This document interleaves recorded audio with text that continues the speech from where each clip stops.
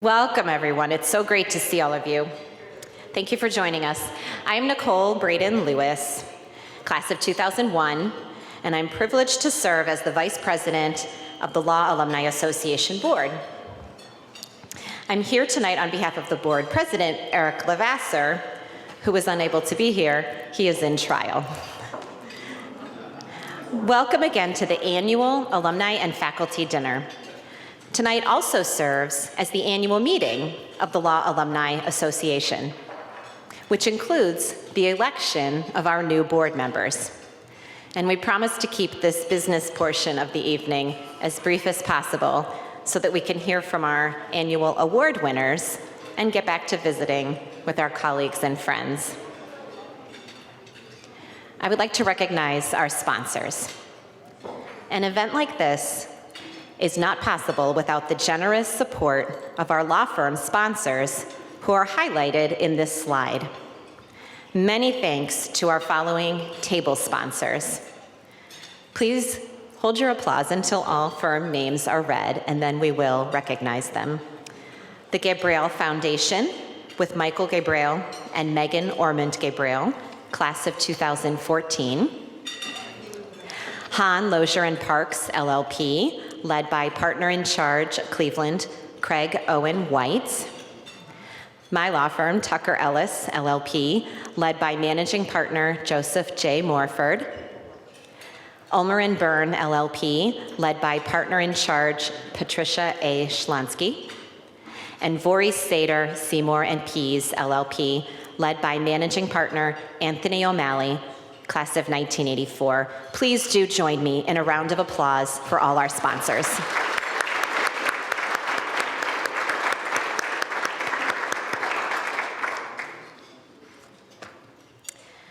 Next, I would like to recognize our faculty and staff.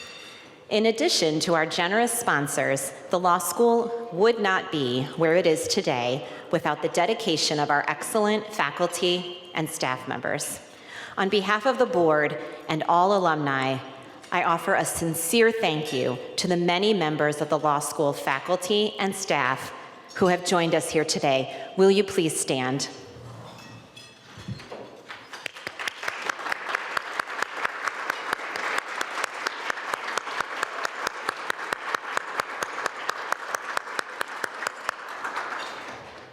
Thank you. One of the main reasons we are celebrating this evening is to recognize the reunion year classes that celebrated milestones in both 2020 and 2021. First, many thanks to those alumni here this evening who volunteered their time on reunion advisory committees, planning the class get-togethers, most of which are tomorrow evening, and all of the related details. This slide depicts photos of the classes being recognized tonight. Graduating classes from schools which were named at the time Western Reserve, located on Adelbert, Franklin Thomas Backus School of Law, and the present-day Case Western Reserve University School of Law. We all have different career paths in different locales and practice areas. What brings us all together this evening is the common thread of getting our start in this great profession at this law school. On a personal note, congratulations to my class of 2001 on our 20th reunion. The annual fund. The philanthropic support of our alumni and friends is instrumental to our law school and ensures our ability to continue to provide first-rate educational and professional opportunities for our students. On behalf of the Case Western Reserve University School of Law and our students, many, many thanks to the more than 1,300 generous alumni and friends who supported the Law School Annual Fund in 2020 to 2021. You gave nearly $1 million to the annual fund, which makes a remarkable impact daily for our students. I hope those who have made gifts in the past will continue to support the annual fund again this year. And for those who have yet to participate, please do join your fellow alumni and colleagues in making a gift. In your printed program, you will find a pledge envelope, which you can drop off at the registration table before leaving this evening. There's also information on your table about using your phone to text a gift for the annual fund before you even leave. Next, I would like to recognize our current board members. As Vice President of the Law Alumni Association Board, I have had the opportunity to actively engage in the board's mission to assist with student recruitment, mentoring, and placement, to strengthen alumni engagement, and to support the law school publicly and financially.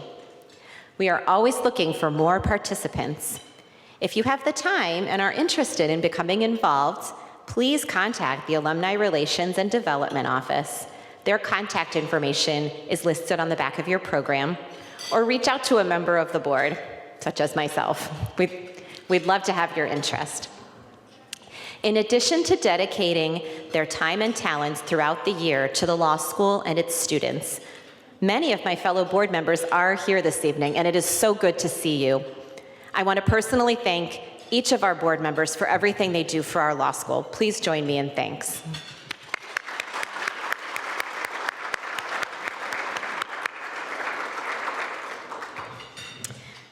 Next is the election of new board members. We have 7 outstanding new board member candidates and a student representative for your approval tonight. This is the result of a nomination and vetting process in which the board seeks nominations from the alumni. Please do pay attention to the communications you will receive in the near future regarding the 2022 nominating process, and send us your nominations for the board. Additionally, there are 4 current board members who have chosen to renew their term for another 3 years. I am happy to share the results with you today, and I believe that they will meet with your approval. On the screen behind me, you will see the names of our new board member candidates who have been nominated to serve a term of 3 years, expiring in 2024. I ask those candidates in attendance to please stand. I see some.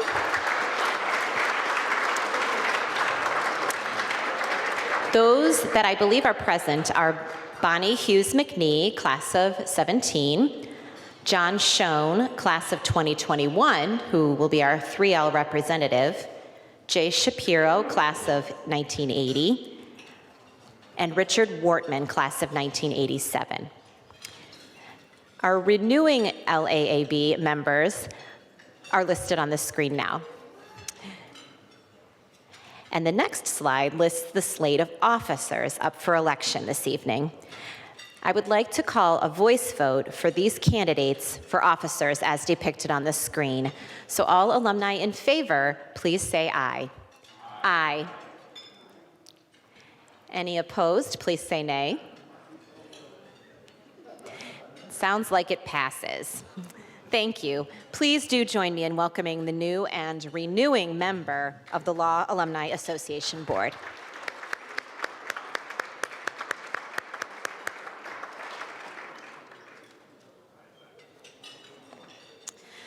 I would also like to thank those board members whose terms have expired this year. And we thank them for their dedicated service to the board. Those names are now listed on the screen. This concludes the business portion of our program. Congratulations again to all new and returning board members. To begin the next portion of our program, it is my pleasure to introduce co-deans Jessica Berg and Michael Scharf. Thank you.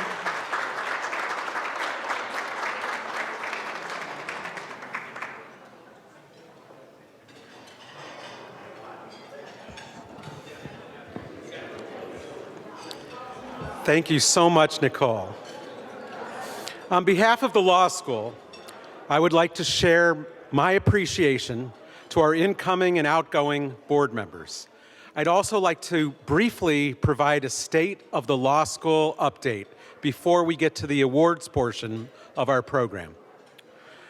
So despite the challenges of the pandemic, this has been a great year for our law school. Classes are back fully in person in our newly renovated classrooms, and if you have a chance, you can peek on the sides of this room and see what they look like.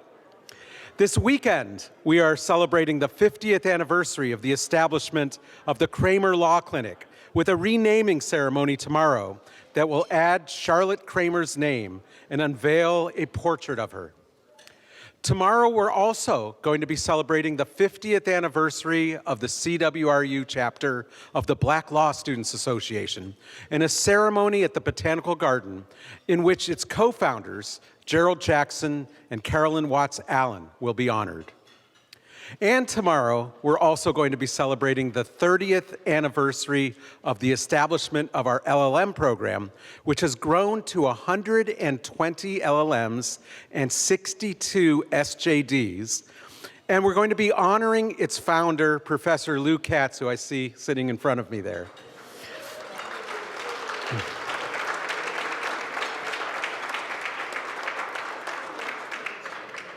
Our LLM program was established the same year as our Cox International Law Center, which is now ranked 16th best in the nation by U.S. News and in the top 10 of international law programs by Pre-Law Magazine.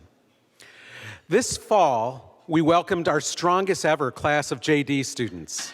Their median LSAT was 160, up from 159, and their median GPA was a 3.61, up from 3.5. 50% of the class are from outside of Ohio, making us truly a national law school. And we know so many of you are living all over the country, and we welcome you back from the different coasts. 59% of our class are women, and 21% are underrepresented minorities. Last year's graduates had a 95% bar pass rate, and it was a great year for us in Ohio. Last spring, we had an extraordinary run of mock trial and moot court team successes, including winning the regional Black Law Students Association moot court competition and coming in third in the world in the Jessup competition. This year, our school improved 4 places in the U.S. News rankings, and we were ranked as a top school with A grades in 11 specialty areas, including the 6th best school in experiential education. Our faculty was ranked number 36 in the nation in scholarly impact, and 2 members of our faculty were ranked as among the top 10 most cited in their fields. And they're both here this evening. That's Jonathan Adler and Sharona Hoffman.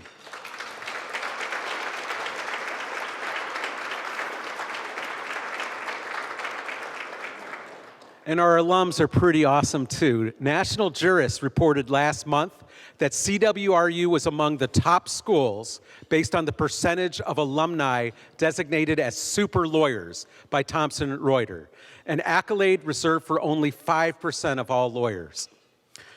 Our alums are as generous as they are accomplished. Since becoming co-deans in 2013, our development team and Jessica and I have raised over $50 million for scholarships, chaired professorships, and support for our academic centers. Last year, we brought in over $7 million in cash gifts, making it the best fundraising year in the school's history. Jessica and I thank each of you for your generous support, which enables us to continue to recruit the best and the brightest students, to recruit and retain a stellar faculty, and to propel our school to ever greater heights. Now, tonight's event provides the opportunity to recognize the outstanding accomplishments of our alumni and faculty through the presentation of our Alumni Awards. The first award is named in honor of our Law Alumni Association Board's past president, Joan Gross, class of 1976. She has been an extraordinary leader for the law school, particularly related to the vital annual fund. This recognition is awarded to a member of the Alumni Association at large who is an extraordinary advocate of the law school's annual fund, who fosters a culture of philanthropy for the law school, who volunteers with the law school's annual giving or development office, and who is a current donor to the annual fund. With all of that said, it is my great pleasure to introduce the 2021 recipient of the Joan Gross 1976 Annual Fund Award, Shelly Gilman, class of 1967. Here you are. Thank you, Gilman. Now, Shelly is going to say a few words, but let me begin by saying a few words about Shelly. After graduation, Shelly spent 4 years on active duty as an Army JAG officer with assignments at Redstone Arsenal, Alabama, the Judge Advocate General's office, and the Office of the Secretary of Defense in Washington, D.C. After leaving the military, Shelly concentrated his law practice in business organization matters, estate and employee benefit planning, with a specialty in professional conduct issues at his firm, Lynch, Cox, Gilman, and Goodman, PSC. Now retired, Shelly serves as a member of the Kentucky Bar's Ethics Hotline, and he has presented numerous papers at CLE programs in Kentucky, Florida, and at ALI ABA seminars. Here at our law school, Shelly has been a member of the Law Alumni Association Board, an active mentor in our MAP program, that's our alumni mentorship program, and he has an impressive history of 42 years of gifts to our annual fund. Please join me in congratulating and welcoming to the podium Sheldon Gilman, the 2021 Joan Gross Annual Fund Award winner. Shelly.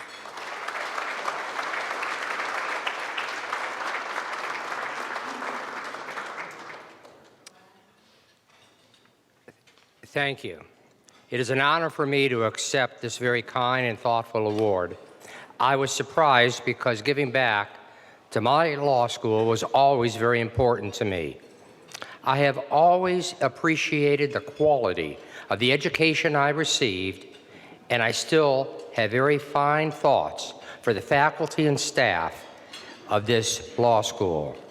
When I went into Army JAG, I quickly noted the quality of my education. It was superb. I quickly absorbed the nuances of the international laws of war, courts-martials, and the like. When Kate advised me of the award, she also advised that my acceptance remarks could not exceed 2 minutes. Being from Louisville, Kentucky, my first thought was the most exciting 2 minutes in sports, the run for the roses. To the best of my recollection, the only horse beating the 2 minutes was Secretariat.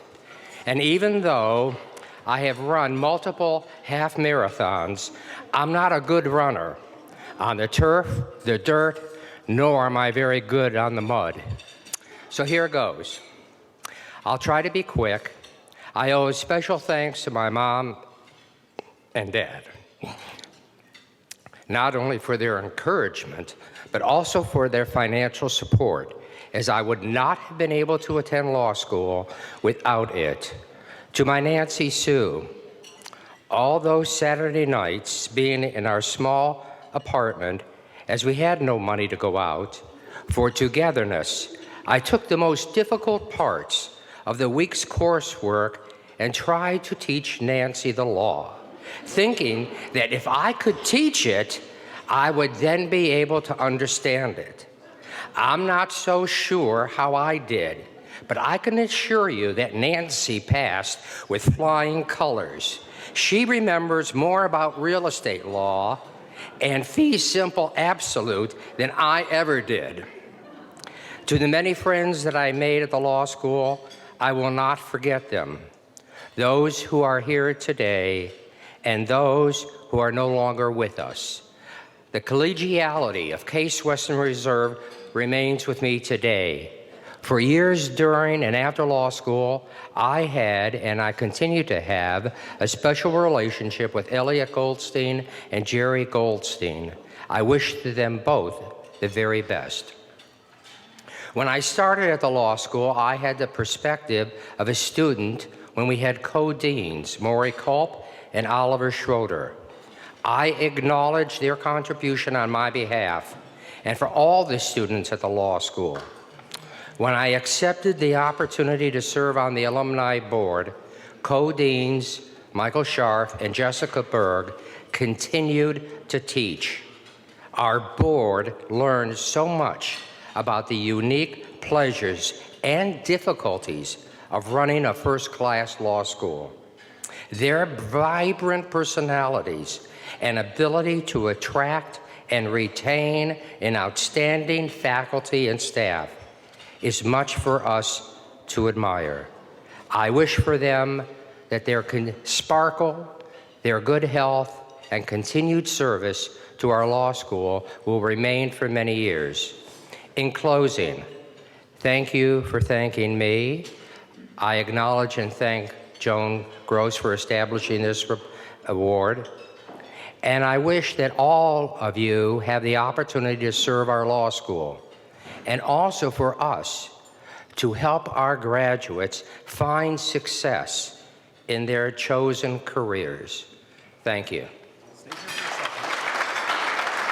Jessica, will you come up and join me in presenting the award to Shelly? It's your award. Thank you. Thank you.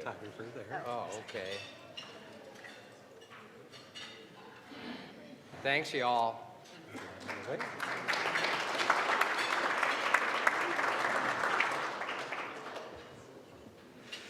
Congratulations, Shelly. Next, I am pleased to introduce this year's Distinguished Recent Graduate Award. The award is given to a graduate who exceptionally fulfills one or more of the following criteria: professional accomplishment, significant participation in professional activities, involvement in community activities, and involvement in law alumni affairs. This year's Distinguished Recent Graduate Award goes to Jacqueline M. Very, class of 2011.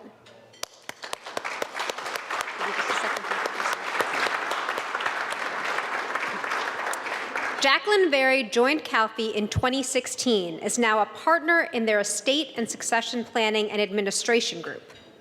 Her knowledge of technical details instills confidence in her clients and allows her to advise clients on a variety of complex estate planning vehicles, including spousal lifetime access trusts, self-settled asset protection trusts, sales to defective grantor trusts, insurance trusts, grantor-retained annuity trusts, family limited partnerships, and charitable trusts. Shelly, there's a quiz on this later. Are you going to talk with your wife about it?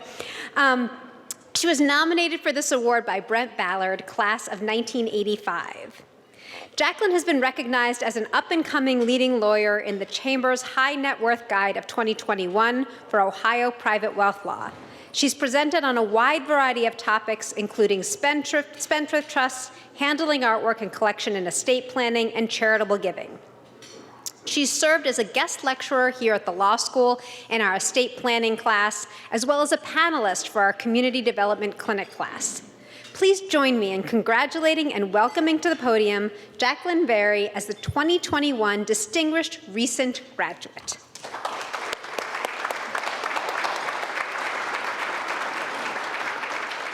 Thank you, everyone. So, to the Law School Alumni Association, Deans Berg and Scharf, Case Western Reserve School of Law, thank you for this tremendous honor. I'm humbled to be the recipient of the Distinguished Recent Graduate Award. I would like to thank my husband, Michael Very, who jumped on a plane the day after our wedding so I could start law school orientation. Thank you for your constant support on our journey through life together. To our wonderful children who are not here because this is our date night, right? Thank you for motivating me to be better every day, for your patience when mommy is working all the time, it seems, and for being terrifyingly quiet or really, really loud in the next room during Zoom calls this year. To my grandparents, family, parents, uncles, siblings, the numerous attorneys in that group, who always taught the next generation that the most important things in life were family, health, and giving back to the community. And this award and recognition are because of what you taught me. Thank you. To my law school friends, I have many fond memories, not just studying with you in the Journal of International Law offices, but also gathering our families together these many years after graduation. Thank you for your indelible imprint on my life. I also want to thank the following professors. I've mentioned a few of you before in passing, but who contributed to my development as a lawyer, really sparked my interest and passion in estate planning and for giving back. A special thank you to Professor Kostritsky, who kept me prepared and on my toes by asking me a question in every single contract class. To Jonathan Ensign, whose passion for social justice was exciting and truly impactful. To Joanne Jackson, who made family law fascinating and who sparked my not-so-morbid love of wills. To Jonathan Adler, who taught me about the fourth branch of government in his administrative law class. I now have the pleasure of regularly reading through IRS regulations, private letter rulings, tax court memoranda, just to name a few of them. Professor Paul Feinberg, who taught me the joy of nonprofit law. Matt Rossman, Ken Margolis, who taught the Community Development Clinic. They blended together my passions for nonprofit law and community impact. Matt, thank you for continuing to invite me to your class to be a resource for your current students. And then to Tom Hausman, who taught me tax law and really nurtured my love of estate planning. Tom, thank you for continuing to invite me to guest lecture in your class. I'll see you Monday, right back here. And for being a colleague and a friend. And to all my work colleagues who aren't here, but I really love them. Thank you for making me want to come to work, learning from your experiences and your mentoring in this highly technical and emotion-filled area. It really makes me a better lawyer. Awards tend to recognize the highlights, but I will fondly remember the many chapters of our story together, without which this moment couldn't be possible. Thank you.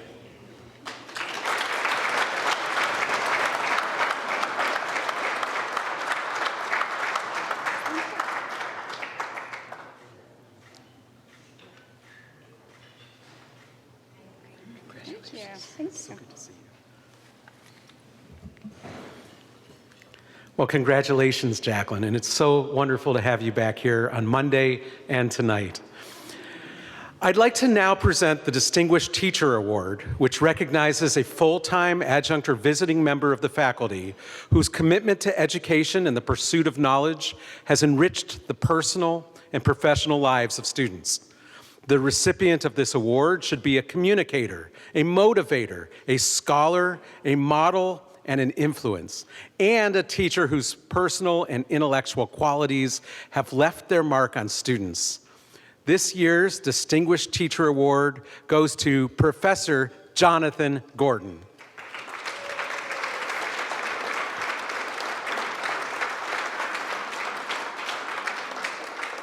I'll tell you a little bit about Jonathan if you don't know him. Professor Jonathan Gordon has taught legal analysis and writing to a generation of JD and LLM students and now directs the law school's SJD program as part of the Foreign Graduate Legal Studies program. He currently teaches the first year and advanced SJD seminars to international students in the SJD program, as well as professional responsibility. For those of you who didn't know what an SJD program was, because we didn't have it back when you were here, it's basically like a PhD for foreign lawyers. He joined the law school faculty after spending several years as a trial attorney for the U.S. Equal Employment Opportunity Commission, where he litigated individual and class action cases involving race, gender, religion, national origin, and age discrimination, as well as sexual harassment and retaliation. He spent a year as an associate clinical professor of communication and legal reasoning at Northwestern University's Pritzker School of Law in Chicago. More recently, Jonathan has traveled to China to teach law courses at Southwest University of Political Science and Law, the law school's partner school in Chongqing. During the pandemic, he was unable to travel to China and instead taught online courses to his Chinese students on legal writing and international real estate transactions. A longtime member of the Legal Writing Institute and the Association of Legal Writing Directors, Professor Gordon has presented at numerous regional, national, and international conferences devoted to legal writing and global legal skills education.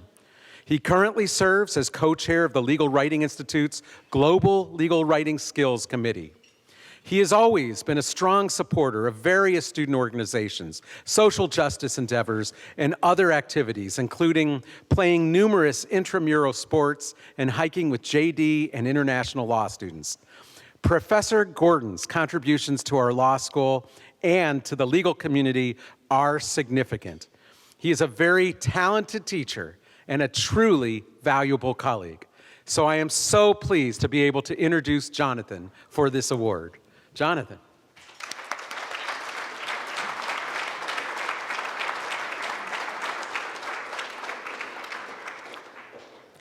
Thank you, Dean Scharf.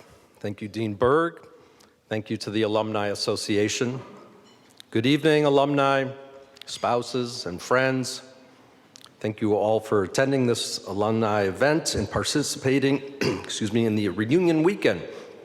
I feel very fortunate to receive this award and privileged to have the opportunity to speak to all of you. I love this law school and find great pleasure in working in this beautiful university circle setting. So it is a real joy, after this very challenging past year or so, to be back teaching in this building and to see so many people in person in this building. It's hard to believe that I've been teaching here at the law school over 5 different decades now, but it's true. I arrived in the late 80s and have stuck around through the 90s, aughts, teens, and now 20s. I am thankful and proud to be a lawyering skills professor, to have taught thousands of JD and LLM students, and to work now with so many international SJD students. Many years ago, the controversial Yale law professor Fred Rodell lamented that there are 2 things wrong with almost all legal writing. One is its style, the other is its content. But Rodell's statement occurred well before the Legal Academy embraced lawyering skills instruction as a vital component of a law student's education. I am confident that most of you today would agree that effective written communication is an essential skill in all areas of law practice and should be a significant part of the curriculum, and I'm glad to report that it is. I have had the pleasure of being part of the plain English movement and the movement to increase lawyering skills education in law schools, and I'm reminded of the quip of the late Marty Feldman, who said, "The pen is mightier than the sword and considerably easier to write with."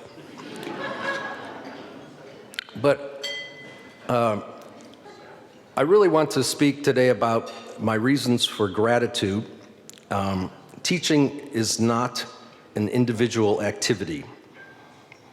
It takes students, of course, and admittedly, grading papers is a pretty solitary enterprise, though I always entertain the fiction that it was a dialogue with my students. Teaching often requires collaboration with other faculty and many administrative staff members. During the pandemic especially, we have relied on everyone pitching in, including our custodial staff who make our workspace and classrooms safe. Teaching requires very nimble tech support people, especially these days with remote learning. And we are very fortunate to have such wonderful and knowledgeable and helpful law librarians. I've been very fortunate to have many terrific collaborators in this endeavor of teaching, including many students who served as teaching assistants, whom we called honors fellows. There are many colleagues who deserve special mention, quite a few of whom happen to be alumni, so I'd like to acknowledge a number of them. I am, first of all, grateful to my initial colleagues in the legal writing program, who many of you may have had as professors, including Peter Hardin-Levine, who recruited me here, and alumni Jane Rolnick and Katie Mercer. Katie and I drafted countless simulation problems for the 1L barristers for many years. Many of you might have toiled through those exercises. Katie and I have co-presented at conferences together on several continents, and we also taught together in China. So I am indebted to her for all of her travel arrangements. I taught there also with another alumnus, Professor Mike Benza, and travel with each of them to China was fun and interesting. I thought Katie was intrepid, but Mike Benza still mocks me for refusing to eat scorpions or hot pot with cow brains. That man would eat anything. I was hired in the late 80s by the late Peter Gerhardt, and I am most grateful to him.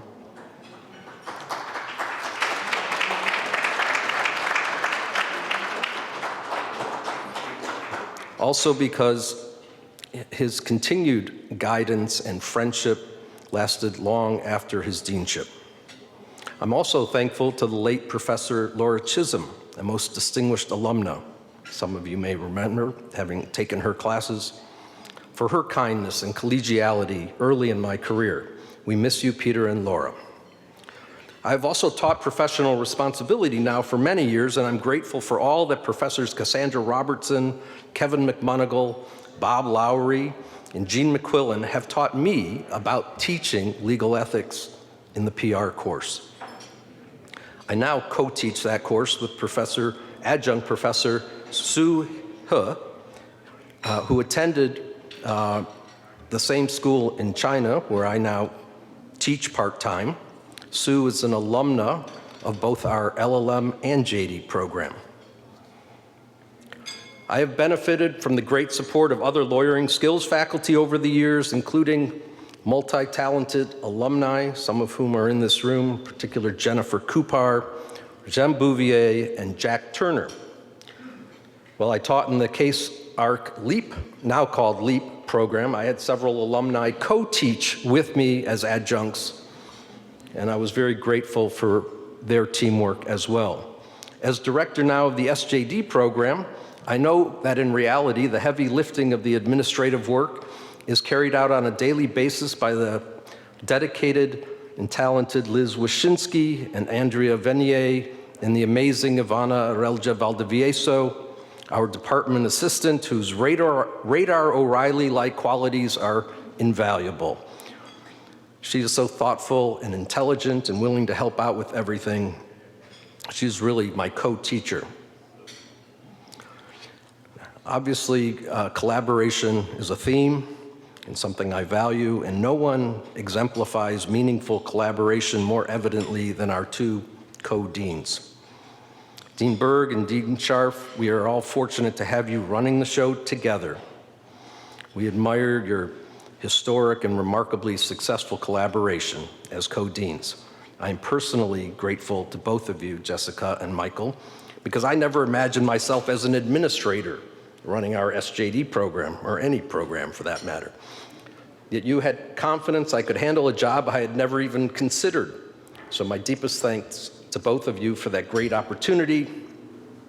And I'm grateful to have undertaken my new administrative role these past couple of years with the reassuring guidance of two amazing associate deans for academic affairs, Jesse Hill and Avi Cover. Thank you both. In addition, I have had the good fortune of guidance from other academic deans in the past, and I wanted to thank Mel Derschlag, Bill Leatherberry, and Jonathan Enton. I surely would not have been serving as the SJD director for the last 2 years if not for the retirement of the seemingly indefatigable Lou Katz, the former director of our entire foreign graduate studies program, and we will celebrate you tomorrow, Lou, so I won't say more other than to thank you for retiring. But I can say that because Lou hasn't really retired. He's still teaching a couple of courses this semester, and I really enjoy team teaching the Advanced SJD seminar with Lou, and actually another partner in crime, Professor Robert Rapp. Bob, too, is an alumnus. Lou Katz, by the way, really has taught here for over 5 decades, 50+ years of teaching. Bravo. One last individual merits my attention before I'm yanked off the dais so the music starts to play. I must thank my lovely and lovable wife, Paula Klausner, alumna, class of '90.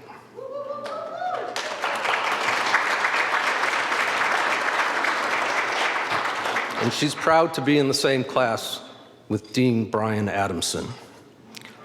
Let me set the record straight, though. Paula was never my student.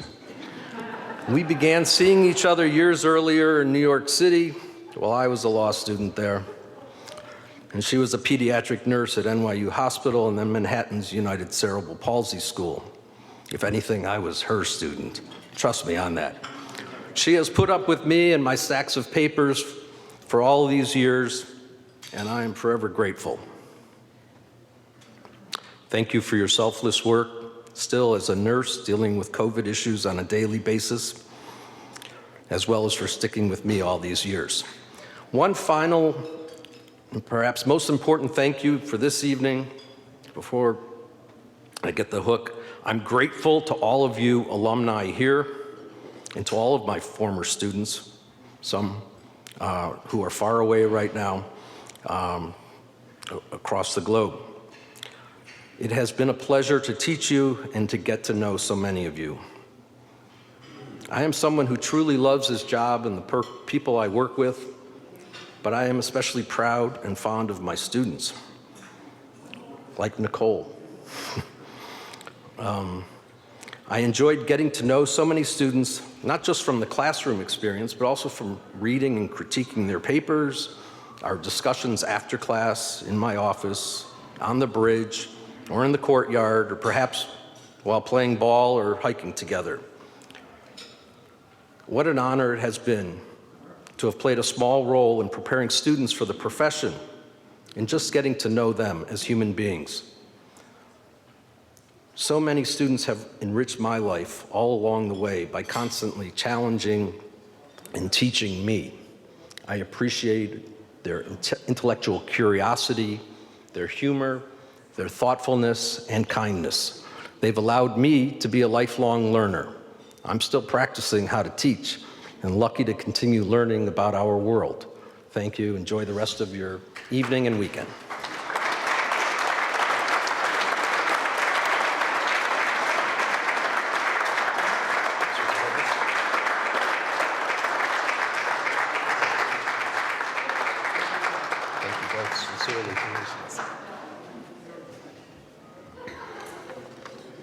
Congratulations, Jonathan.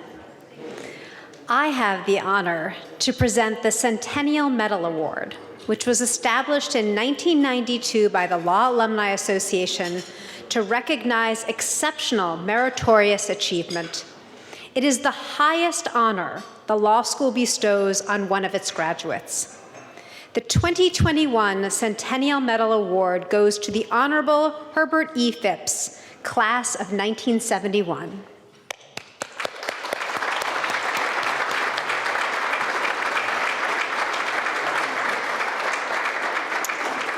After law school, Herbert Phipps returned to Albany, Georgia to join the law practice of C.B. King. The firm emphasized civil rights litigation, including school desegregation, voting rights, jury discrimination, student rights, police brutality, and discriminatory employment practices.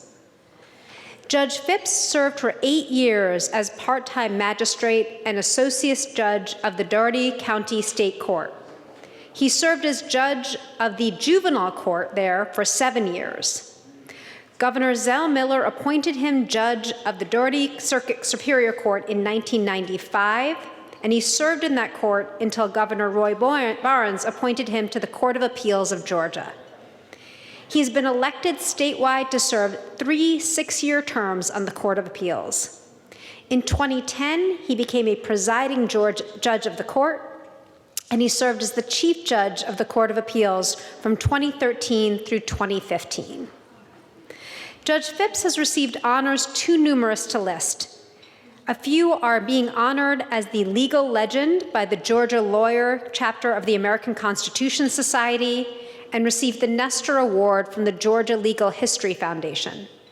He's been inducted into the Society of Benchers of Case Western Reserve School of Law, and he delivered our commencement address to the class of he delivered our commencement address in 2017 and then in 2014 at Atlanta's John Marshall Law School. He's a member of the joint 2021 Federal Nominations Advisory Committee of Georgia and a member of Sigma Pi Phi fraternity, Delta Delta Boule, the Inquiry Club, and the Old War Horse Lawyers Club. I might need to know more about that one. It is my great pleasure to introduce the 2021 Centennial Medal Award winner and tonight's keynote speaker, the Honorable Herbert E. Phipps.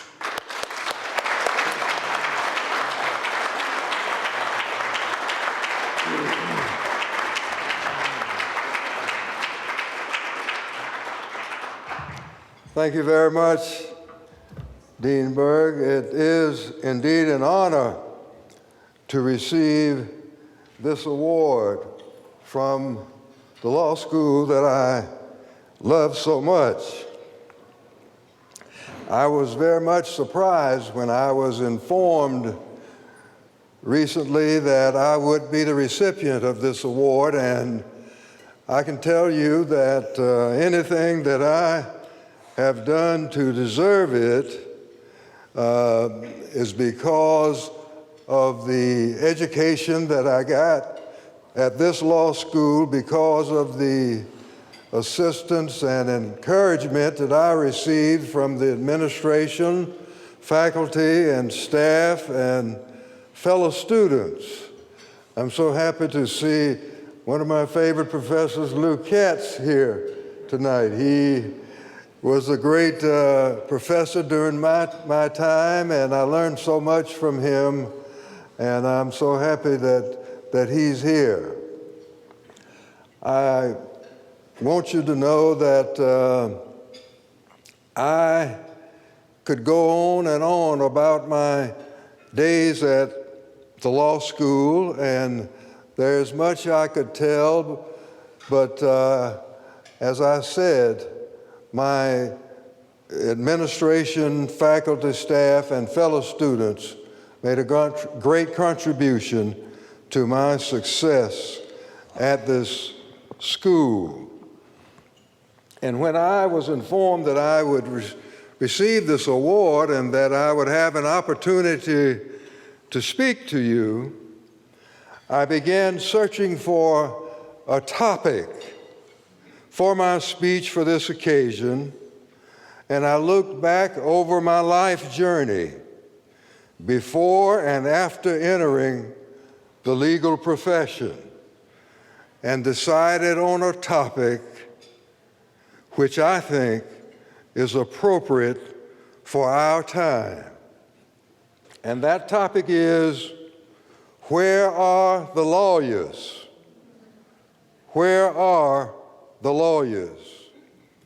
Historically, lawyers have been on the front lines of the fight for racial and social justice in this country. But I think far too few lawyers have entered the fray. A lawyer's voice can be heard and influence felt from anywhere in the profession.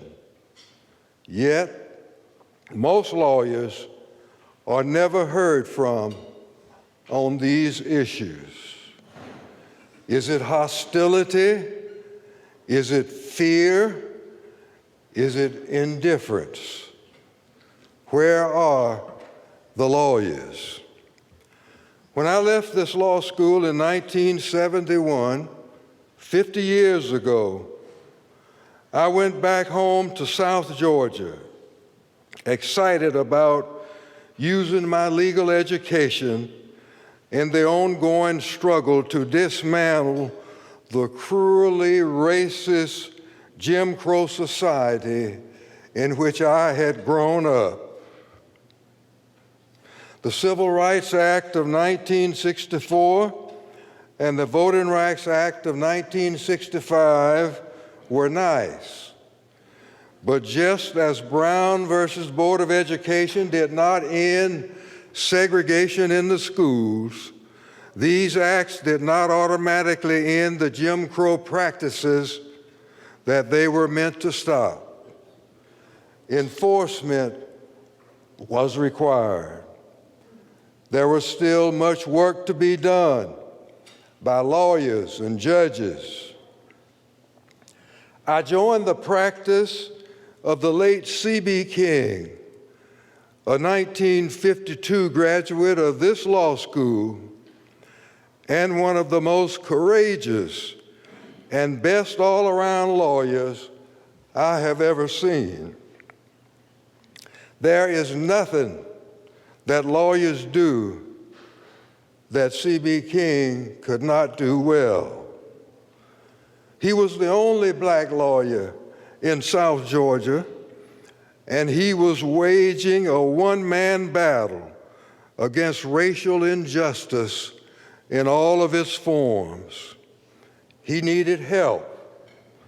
South Georgia was well populated with white lawyers, but they would not pursue civil rights issues for their clients, even though such issues were present in most cases with black clients. Where were the lawyers? King and I accomplished a lot in the fight for racial justice in a wide range of areas, using Brown and its progeny and the acts of 1964 and 1965. But as you may have noticed, over the last few years, Jim Crow is buried in a shallow grave. Often, we had to fight the same battles over and over and over again. But of all of the available tools, nothing was more effective than the Voting Rights Act in changing attitudes and behavior and diminishing Jim Crow practices. For that reason, watching the Supreme Court butcher the Voting Rights Act as it did in 2013 and again this year has been extremely painful. When the Chief Justice wrote in 2013 that the act had served its purpose and certain protections were no longer needed, his poor judgment reminded me of the farmer who put a lock on his barn door to stop the stealing of his corn. After several years, he thought, the stealing has stopped and I can take the lock off. He did. The next day, the corn thieves returned. The Supreme Court took the lock off the door, and the next day, the racist attacks on voting rights started again. And now, they are in high gear. The Supreme Court has sent us back to the Edmund Pettus Bridge. We have to redig this old well. Forget about the shallow grave. I was wrong. Jim Crow is not dead. Our Supreme Court has resuscitated him. Without a strong Voting Rights Act and vigorous enforcement, we will lose many of the social justice gains that we have made since 1965. That is the intent of the governors and state legislatures who are currently so busy with racist gerrymandering and voter suppression legislation. That is why the U.S. Senate killed consideration of the Freedom to Vote Act on Wednesday. Their goal is to take us back to an era that we thought was bygone. I can see it coming like rain on the horizon.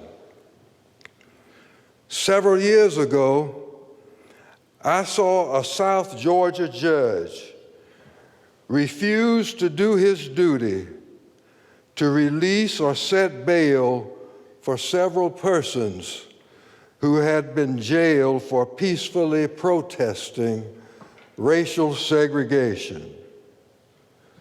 In the privacy of his chambers, away from the crowded courtroom and the media, the judge told the lawyers that although he knew that it was his duty to release the prisoners from jail or at least set bail, he was not going to do either because he said, and I quote, "I have to live in this little town. I have to live in this little town." He returned to the courtroom, announced his decision, and several innocent people remained in jail for many weeks because that cowardly judge had to live in this little town. Now that was long ago, but life goes on in much the same way.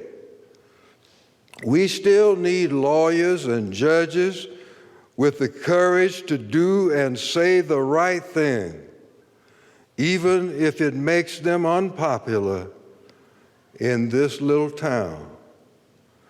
The nature of what lawyers and judges do is such that when they do the right thing by unpopular people in unpopular causes, they should not expect to be popular. Lawyers and judges must have the courage to do the right thing when the whole world is watching, and the character to do the right thing when no one is watching.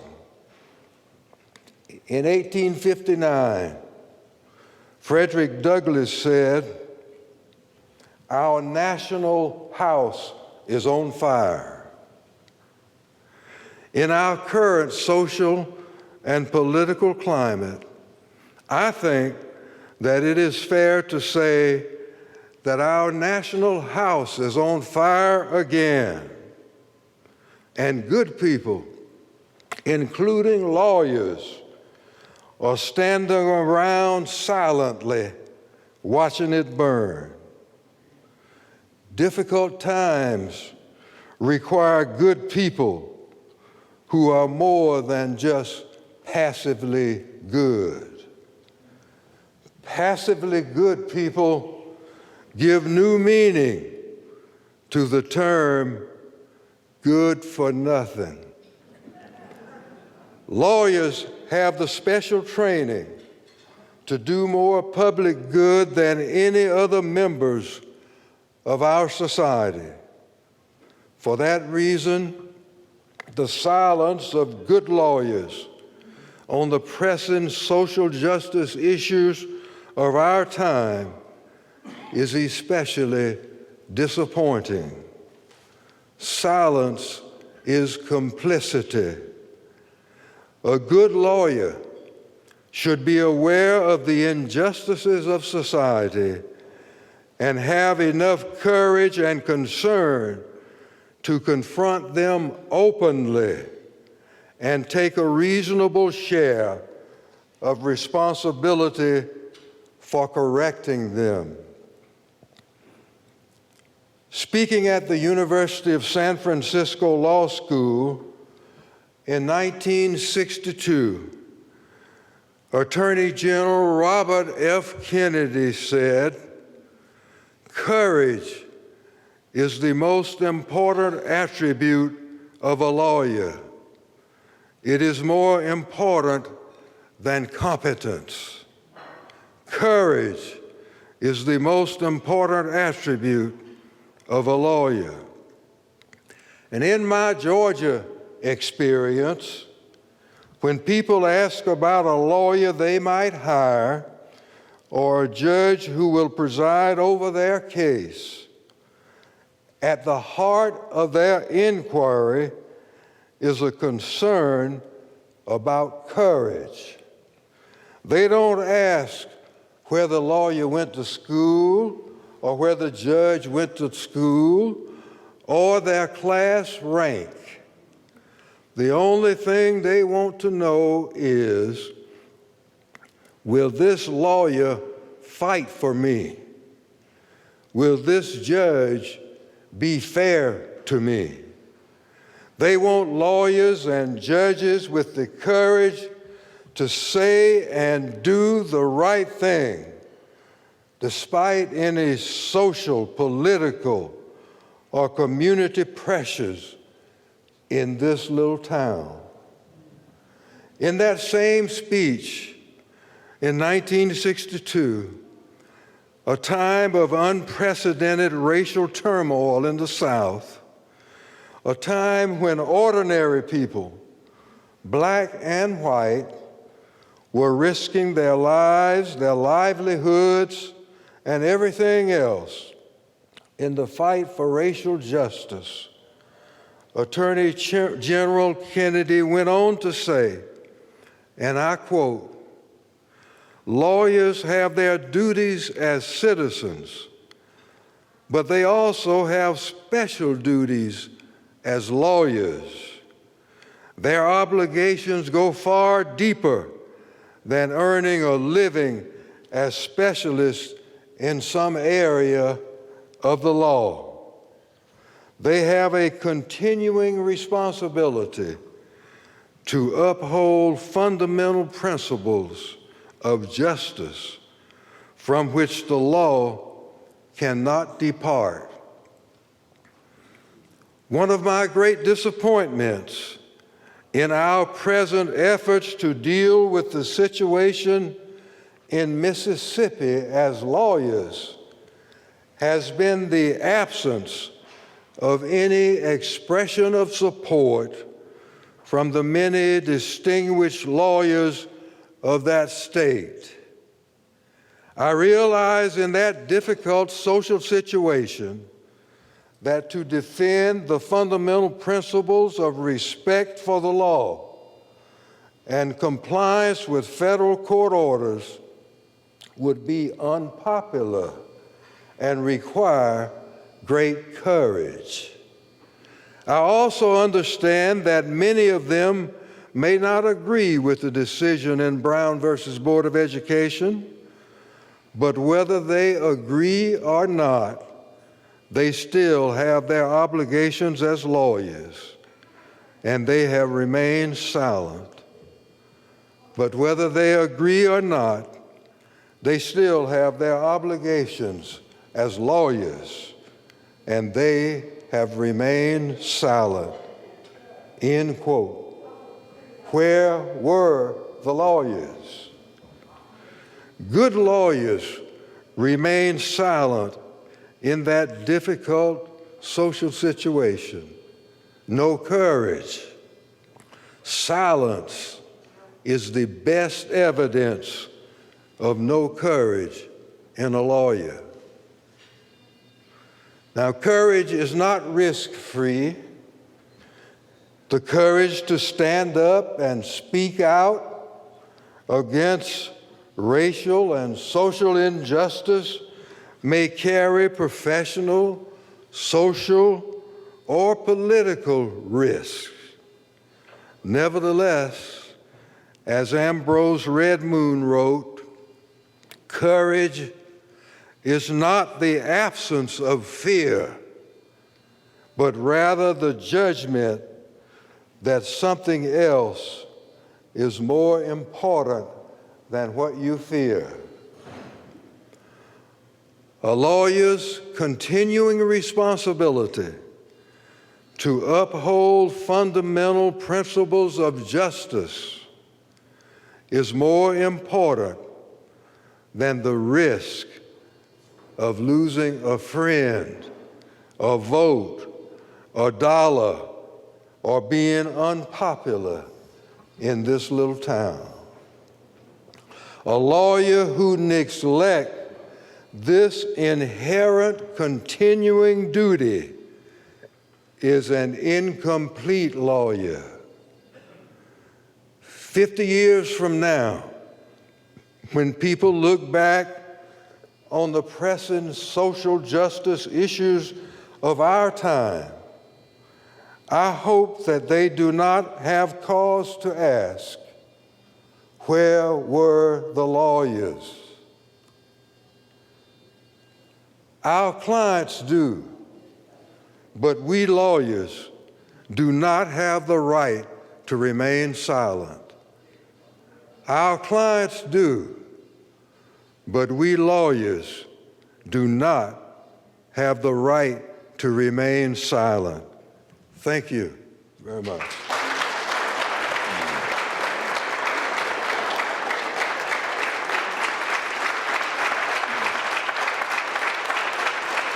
Thank you. Thank you very much. Thank you. Thank you. Thank you very much. Thank you. Thank you. Thank you.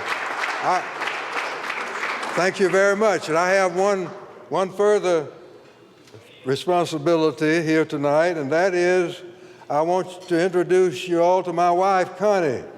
Would you please stand up?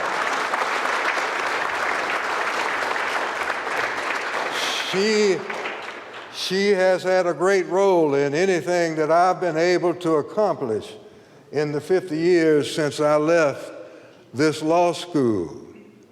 And just a very few weeks ago, we celebrated our 50th wedding anniversary. Thank you.